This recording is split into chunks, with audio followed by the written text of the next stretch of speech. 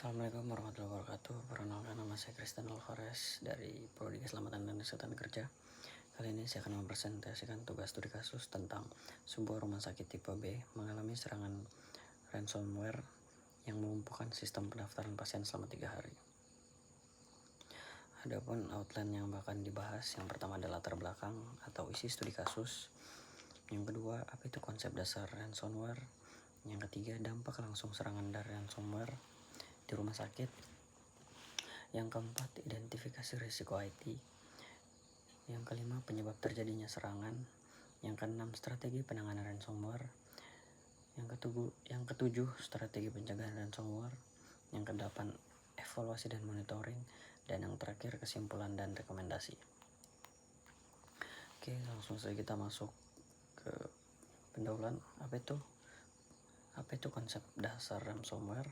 Ransomware adalah jenis malware yang menginskripsi data atau sistem komputer korban, lalu meminta tebusan atau ransom agar akses dapat dipulihkan. Dampak langsung dari ransomware di rumah sakit. Yang pertama, pendaftaran pasien terhenti, penundaan pelayanan medis, data pasien berisiko hilang atau tercuri, kerugian finansial akibat downtime, dan reputasi rumah sakit yang akan menurun.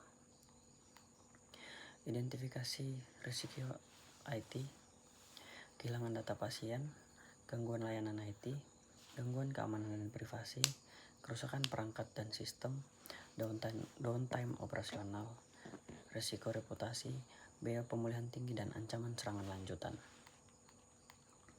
Penyebab terjadinya serangan: keamanan sistem yang lemah, kurangnya kesadaran staf atau human error, tidak adanya backup data yang memadai, akses jaringan yang tidak aman, kurangnya monitoring dan deteksi dini, ketergantungan penuh pada sistem digital, dan yang terakhir ada targeting sektor kesehatan.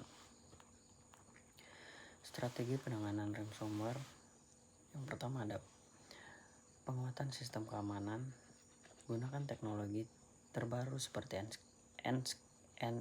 enkripsi, IDS atau IPS, dan solusi anti malware untuk mencegah serangan. Penilaian dan perbaikan kerentanan. Selanjutnya adalah lakukan penilaian keamanan secara rutin dan perbaiki celah keamanan sistem. Lalu pengelolaan akses data, dan yang terakhir terapkan kebijakan akses ketat dengan prinsip Let's Privilege dan autentikasi multifaktor. Strategi pencegahan ransomware ada keamanan akses dan akun, patch dan update sistem, backup dan pemulihan, pengamanan jaringan, endpoint dan server protection, email dan web filtering, monitoring dan logging, incident response dan recovery plan, lalu manajemen aset dan vulnerability, dan yang terakhir koordinasi awareness. Evaluasi dan monitoring. Evaluasi IT, insiden, analisis serangan, downtime, dan kerentanan sistem. Evaluasi IT secara keamanan, kebijakan cyber, user privilege, dan enkripsi. Backup dan recovery, backup harian, DRP cepat, SDM, pemahaman staf dan kesiapan tim respon. Monitoring IT, keamanan sistem, CM, update login, deteksi login ilegal,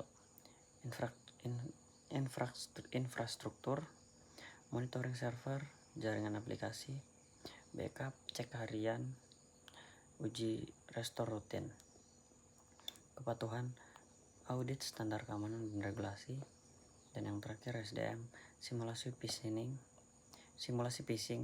dan evaluasi pelatihan. Kesimpulan dan rekomendasi.